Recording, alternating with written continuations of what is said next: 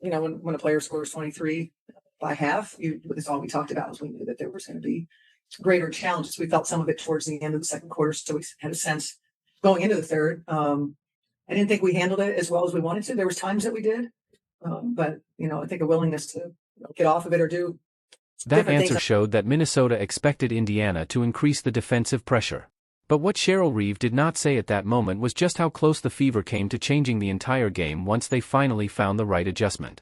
When Indiana started trapping Olivia Miles and forcing the ball out of her hands, Minnesota's offense became much less comfortable.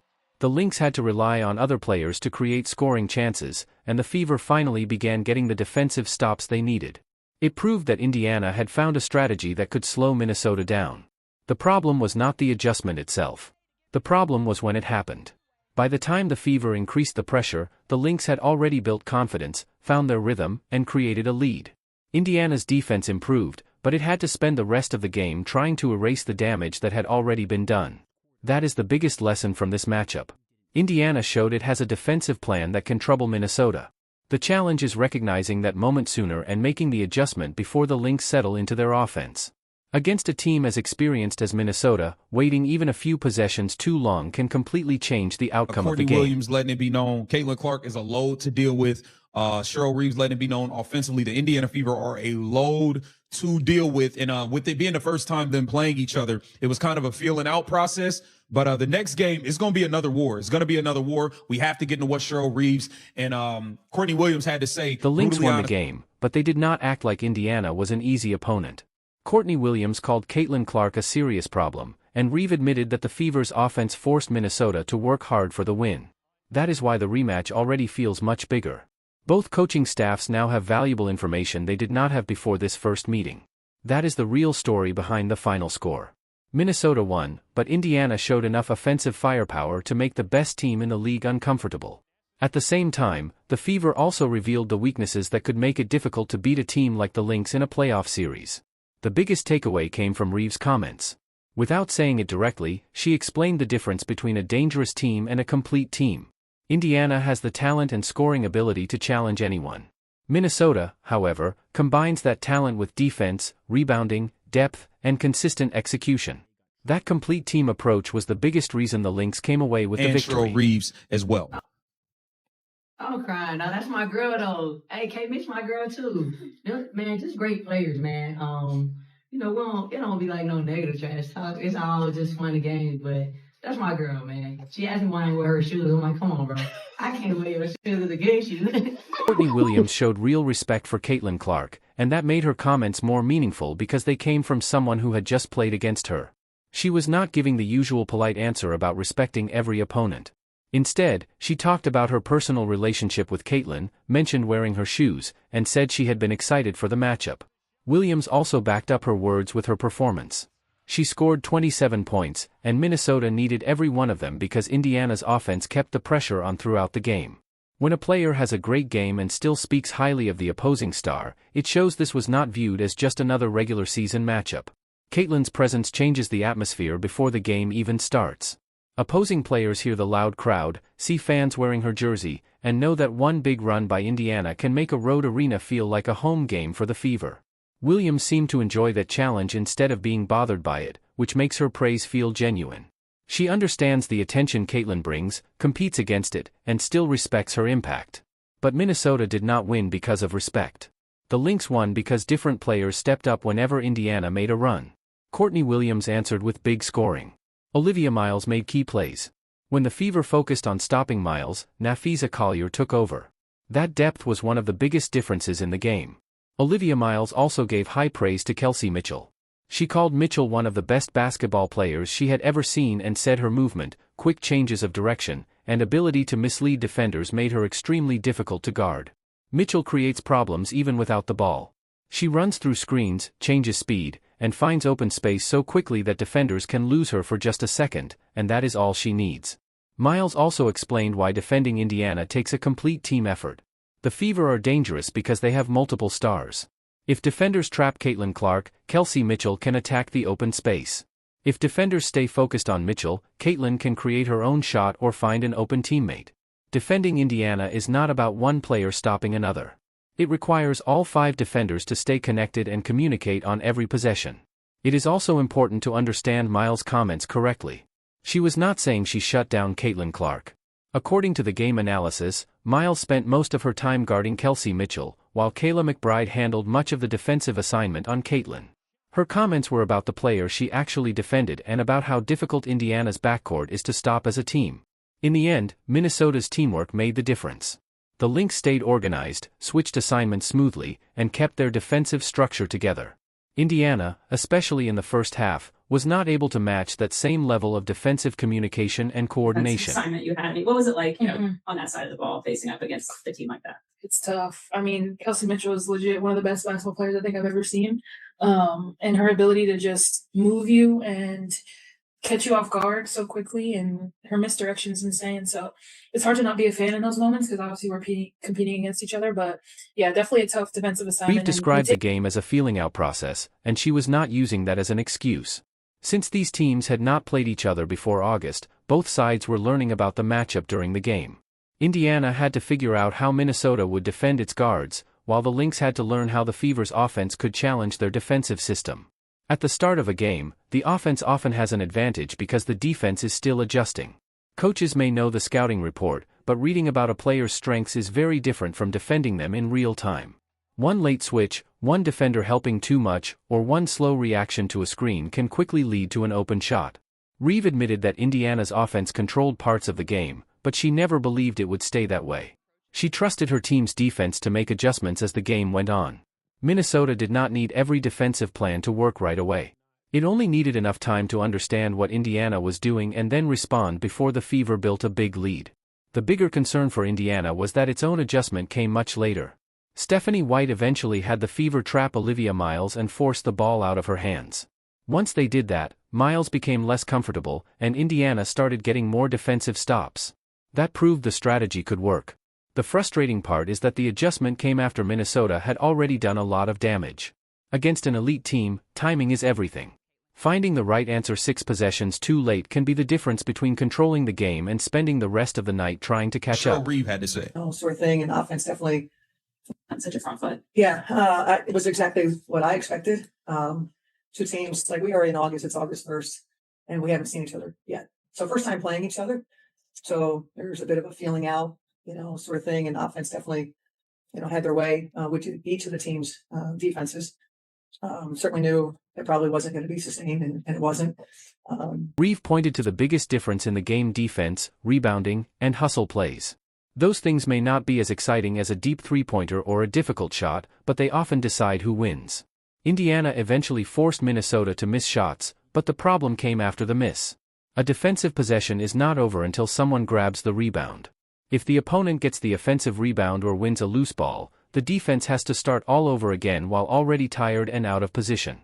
Those extra possessions are especially dangerous against Minnesota because the Lynx have so many players who can score. You might stop Olivia Miles on the first play, only to see Kier score after the offensive rebound.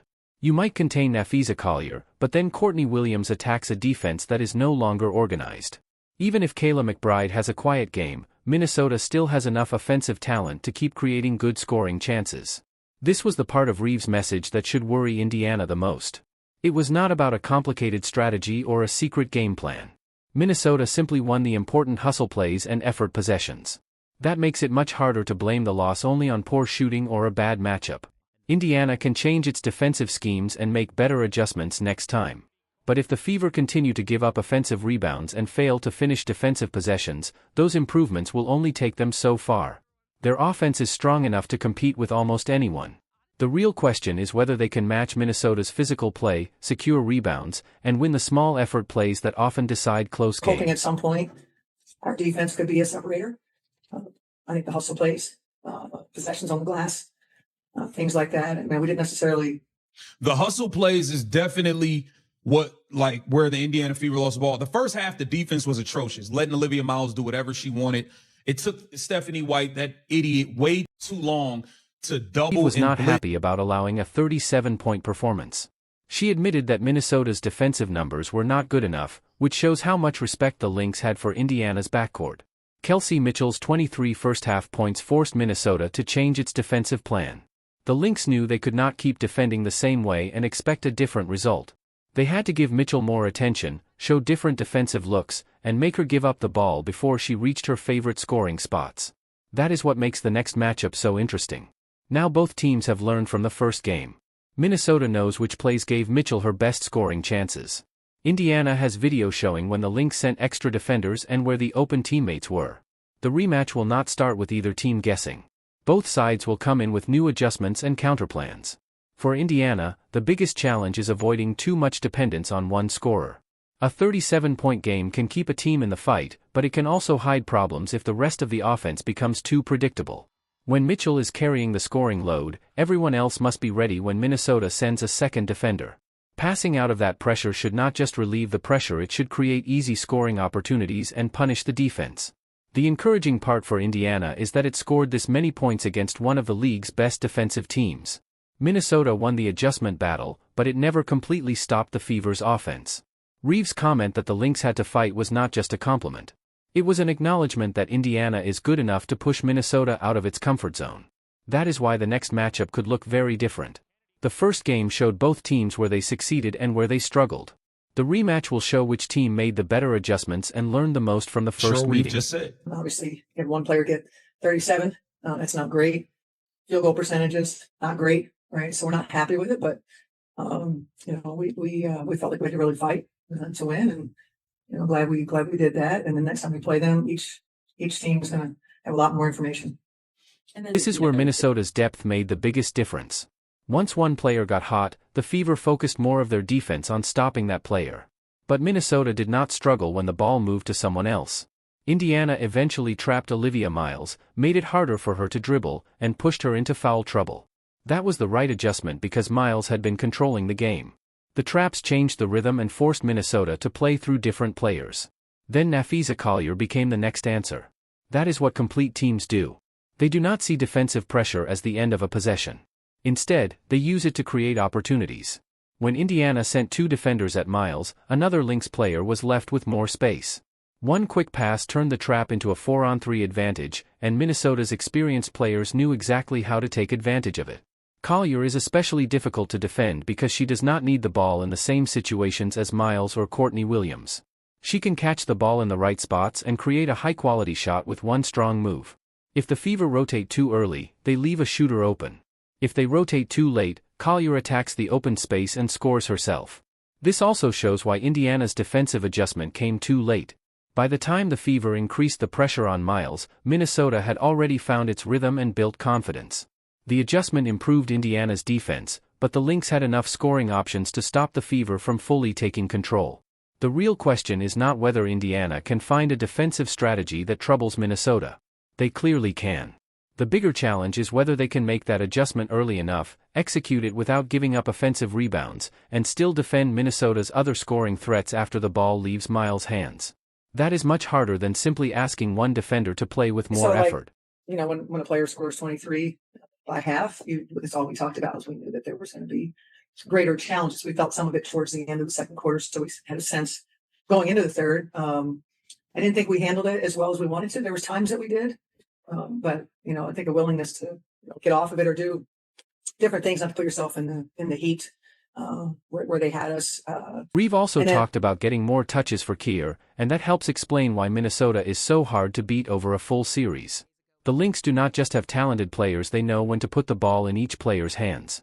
There is a big difference between having depth and having functional depth. A team can have several scorers, but if they all need the same type of plays and the same rhythm to succeed, they become easier to stop under pressure. Minnesota is different because each player brings something unique.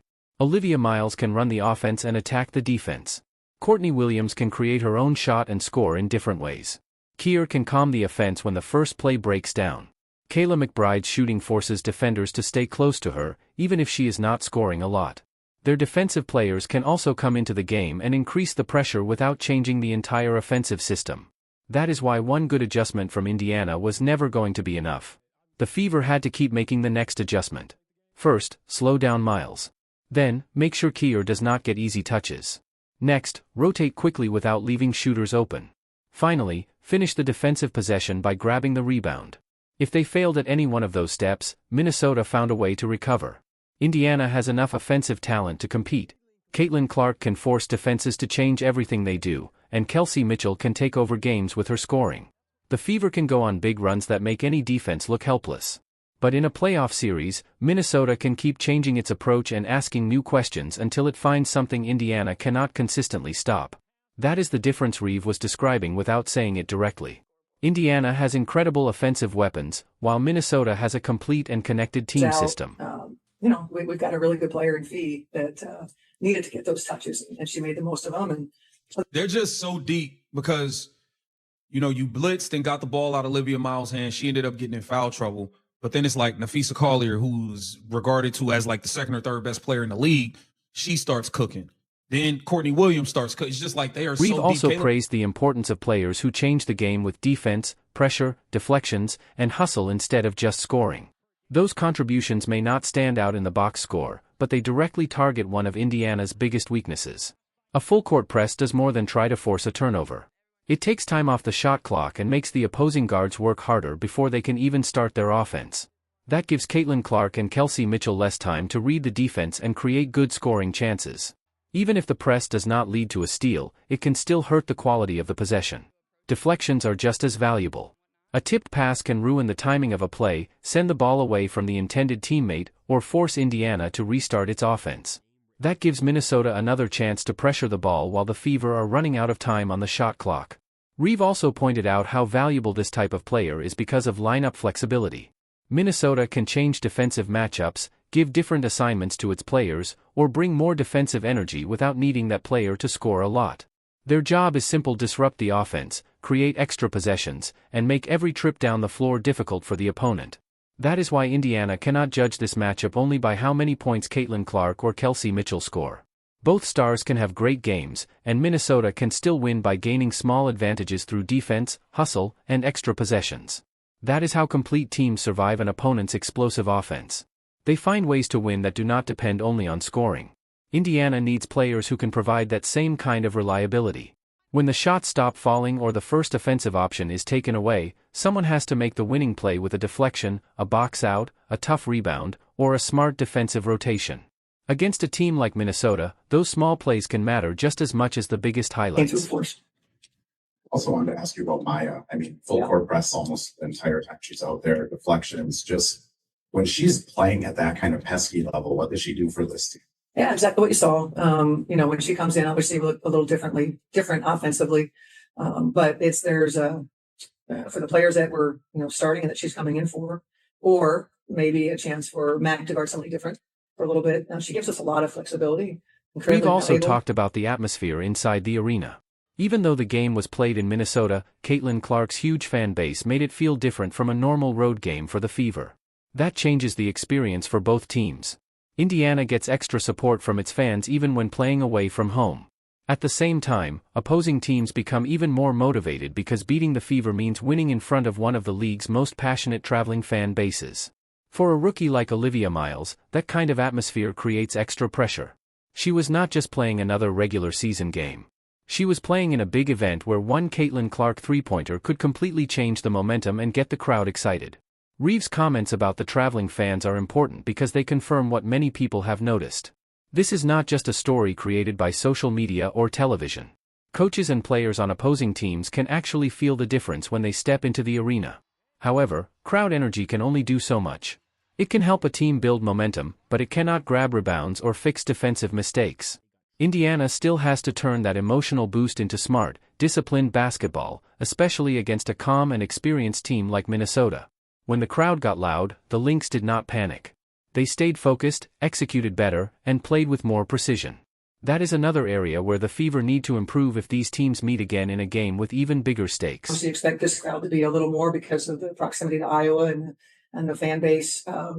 There was definitely an energy in the building you could feel. And so for players, incredible. Them Caitlin fans travel. They travel. Every game's a home game for Caitlin. Really exciting. Reeve's praise for Miles showed the biggest reason Minnesota won. The difference was not that the Lynx had one unstoppable star. It was that they stayed calm and organized even when the Fever changed their defense and put more pressure on the rookie. Miles played well early, then faced tougher defense.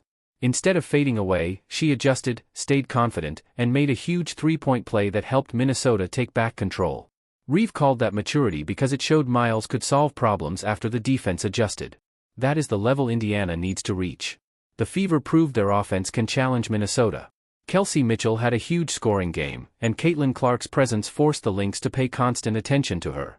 Indiana also found a better defensive plan against Miles as the game went on. Those were important positives, but Minnesota kept making the next winning play. When Indiana forced a missed shot, the Lynx grabbed the rebound. When Miles faced pressure, Nafisa Collier stepped up. When the Fever stars scored, Minnesota got important points from Courtney Williams and the rest of the team. Even when the crowd gave Indiana momentum, the Lynx stayed together and finished the game strong. That is why this loss cannot be blamed only on Stephanie White making one adjustment too late. Her decisions deserve to be questioned, but coaching was only one part of the story. Defense mattered. Rebounding mattered. Minnesota's deep and flexible roster mattered. In the end, several small mistakes added up until Indiana's great offense could no longer make up for them. The good news for the Fever is that the gap did not look impossible. Indiana showed there is a clear path to beating Minnesota. They need to apply defensive pressure earlier, force the Lynx into tougher offensive plays, communicate better on defense, finish every stop with a rebound, move the ball quickly when Mitchell or Caitlin draws extra defenders, and match Minnesota's effort without losing their offensive rhythm. The challenge is that all of those things must happen at the same time. Against weaker teams, Indiana can survive a missed defensive rotation or a poor box out because its guards can score enough to cover those mistakes. Minnesota does not allow that. Every mistake turns into another opportunity for a deep, disciplined team. Reeve's comments were honest because she respected how dangerous Indiana can be while also explaining why Minnesota stayed in control. The Fever are a dangerous team, but the Lynx are a complete team. Dangerous teams can win games with explosive offense. Complete teams can handle that offense, adjust their game plan, and keep finding ways to score even when their first plan stops working. The next meeting between these teams will be a real test of improvement. Minnesota now knows how dangerous Kelsey Mitchell can be. Indiana knows it must pressure Miles much earlier. The Lynx understand that Caitlin Clark brings energy and support even in road games. The Fever also know that forcing a missed shot is not enough unless they secure the rebound and end the possession. So what do you think? Did Minnesota prove that Indiana is still one step away from becoming a true championship team? Or did the Fever show enough offensive power to make the next game a completely different battle? Share your thoughts in the comments, like the video, and subscribe for more coverage.